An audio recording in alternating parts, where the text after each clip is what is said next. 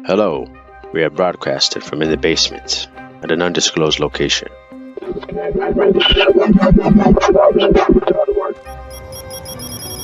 Hello everyone, this is Hemmans. A pleasure as always.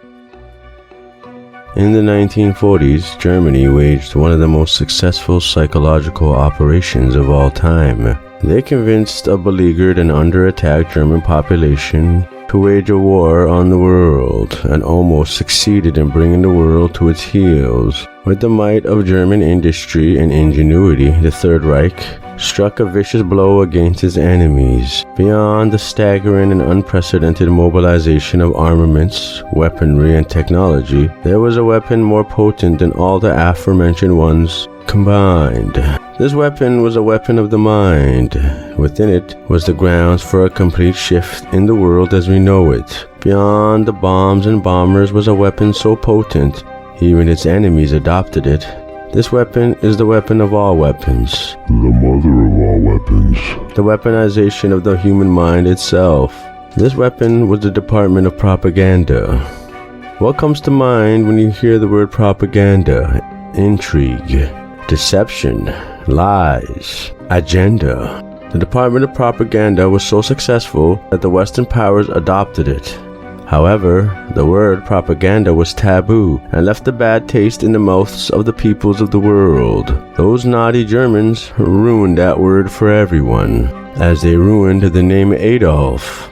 So what was to be done? The department was too good to let go, and so when members of the Ministry of Pro-Propaganda left Germany after World War II to America, where they were given freedom in exchange for showing the American administration the tools they used to manipulate the minds of the German peoples. It was decided that since propaganda sounded bad, the word propaganda would be changed into public relations, and the German propaganda methods were rebranded, and those tools became part of the business segment and the military and the government of Western powers. There was a long, sordid history of German Nazis fleeing justice into the United States, known criminals given asylum in exchange for information deemed useful to the American administration.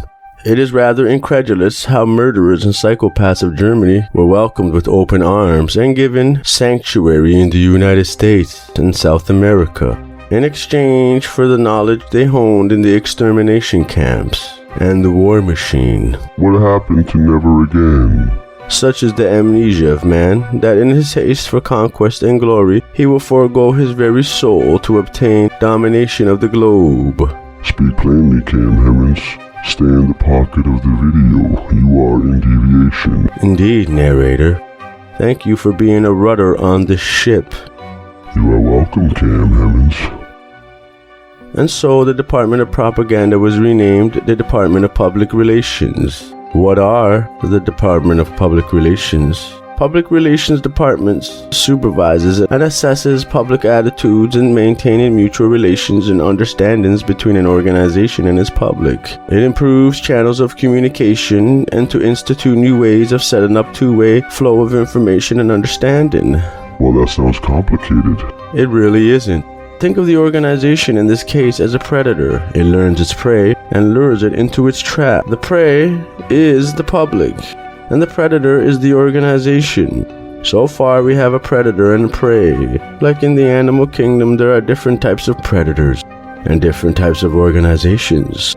There are government predators and business predators, and each have their own use for the public. That sounds terrifying, Hemmans. Do you do this as well? Are you also a predator? Do you really want the answer for that? Is it better to give people what they want or what they think they want?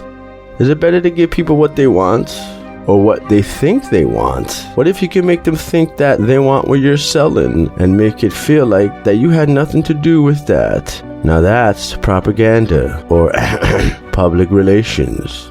How do you go about doing that?